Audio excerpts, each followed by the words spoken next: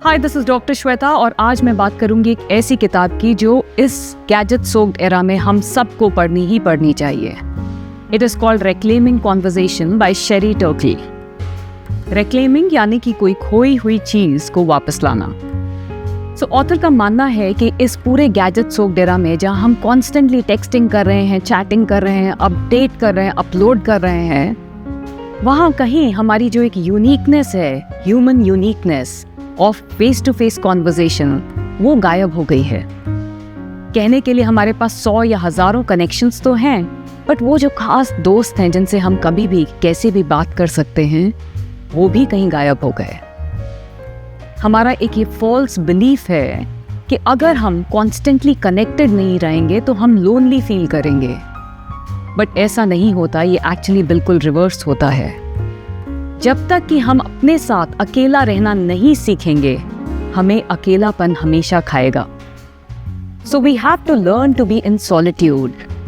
Solitude does not mean कि मैं अपने कमरे में, अपने घर में, अपने फ़ोन के साथ अकेले रहूं, नहीं।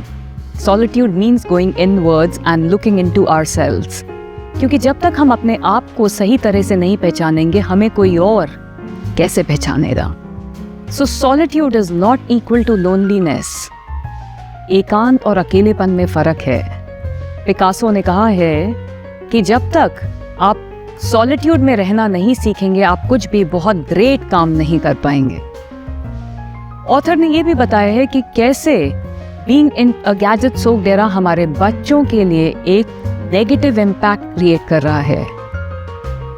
एक रिसर्च में यह भी कहा गया है कि बहुत सारे पेरेंट्स के लिए अपने बच्चे से भी ज्यादा इंपॉर्टेंट उनका मोबाइल फोन हो गया है।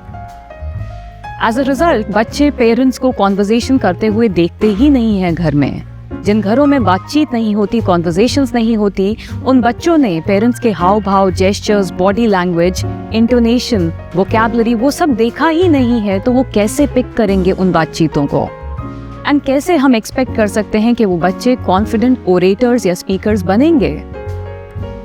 Also there are so many children who are unable to connect with their parents, और वो अपनी प्रॉब्लम अपने पेरेंट्स के साथ शेयर नहीं कर पाते। एज अ रिजल्ट वो अपनी प्रॉब्लम्स इंटरनेट पे, अलग अलग वेबसाइट्स पे एनोनिमस जाके पोस्ट करते हैं, विच इज सो स्केरी। वहीं वो पेरेंट्स अब सोशल मीडिया पे अपनी फ्रेंड्स और अपनी पूरी दुनिया से कनेक्टेड हैं, बट सैडली अपने घर में बैठे उस बच्चे से डिस्कनेक्टेड हैं। एक बहुत खूबसूरत बात जो इस बुक में थी, जो मुझे बहुत पसंद आई, वो थी कि जब हम फेस टू फेस कॉन्वर्सेशन किसी इंसान से करते हैं तो वो कॉन्वर्सेशन, वो कम्युनिकेशन धीरे धीरे बिल्ड होता है and it needs lot of patience. But जहां हम टेक्सटिंग करते हैं, उस टेक्सटिंग में हमें इमीडिएट आंसर्स चाहिए होते हैं। As a result, because we don't have patience, so as a result to get those immediate answers, हम बहुत ही सिली और सिंपल क्वेश्चंस पूछते हैं। And we are in a way dumbing ourselves down. हम अपनी इंटेलिजेंस, अपनी IQ से बहुत लो लेवल के क्वेश्चंस पूछते हैं। सो ऐसे में हम कैसे एक स्मार्टर जनरेशन रेस कर पाएंगे? 4 चीजें जो मुझे बहुत पसंद आई इस बुक में से पिक करने के लिए। पहली थी क्रिएट अ सेक्रेड स्पेस। घर में एक ऐसी सेक्रेड स्पेस क्रिएट करिए, चाहे वो आपका बेडरूम हो, आपकी स्टडी रूम हो, आपका किचन हो, कोई भी, जहां पे आप अपना गैजेट नहीं लेके जाएंगे। आपका फोन, आपका आईपैड, आपका लैपटॉप वहां आपके साथ नहीं जाएगा।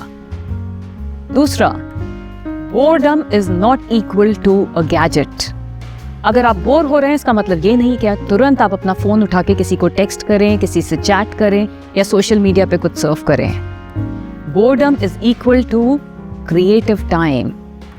वो एक समय है आपका इमेजिनेशन का, जहां पे आप कुछ क्रिएटिवली बनाएं, सोचें, करें, अपने आप को, अपनी बाउंड्रीज को एक्सपैंड करें। तीसरी बात, बच्चों को शुरू से ही आदत डालिए not to carry their phone और tablet to the bedroom at night. नहीं ले जाना हमें फोन या टैबलेट रात को बेड में अपने साथ। And fourth, and a beautiful message that the author conveys, show your respect to the person you are talking to. जब भी आप किसी के सामने फेस टू फेस बात कर रहे हैं तो प्लीज उसको रिस्पेक्ट दीजिए, उसकी बात को, और अपने फोन को उतनी देर के लिए कहीं छुपा के रख दीजिए, अपनी पॉकेट में, अपने बैग में। उसको टेबल पे साइलेंट मोड में भी मत रखिए, because when a phone is on the table and you talking to somebody else, it is a huge sign of disrespect. It means कि अगर ये फोन बज किया तो मैं आपकी कॉन्वर्सेशन से पहले प्रायोरिटी इस फ़ोन को दूंगा। Research shows that people who invest a lot of time on social media are unable to read human emotions well. यहाँ तक कि वो अपने खुद के emotions भी नहीं read कर पाते।